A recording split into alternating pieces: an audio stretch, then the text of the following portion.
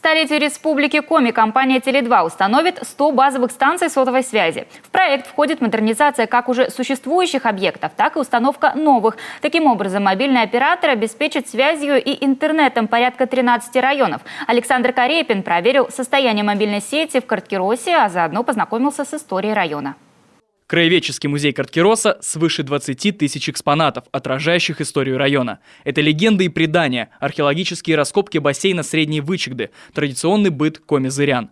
С недавнего времени из-за пандемии туристы ориентируются все больше на внутренний туризм. Путешествию по самым разным, в том числе отдаленным населенным пунктам родной Коми, помогает качественная мобильная связь.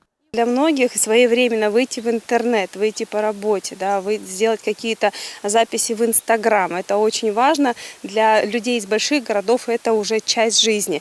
Поэтому, конечно, сотовая связь, она способствует тому, чтобы в эти места уезжали, смотрели, транслировали их и возвращались сюда уже другие люди.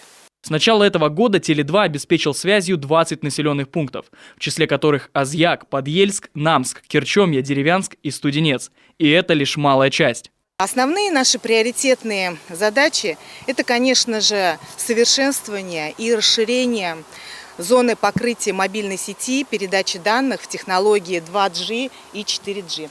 Таким образом, мы повышаем доступность современных услуг и цифровых сервисов для наших абонентов. Столь масштабное развитие мобильной сети позволяет расширить границы общения, чаще делиться впечатлениями, а еще, что очень важно для особо занятых, дистанционно работать и учиться в любой точке Республики Коми. Александр Карепин, Вячеслав Беспалов, телеканал Юрган.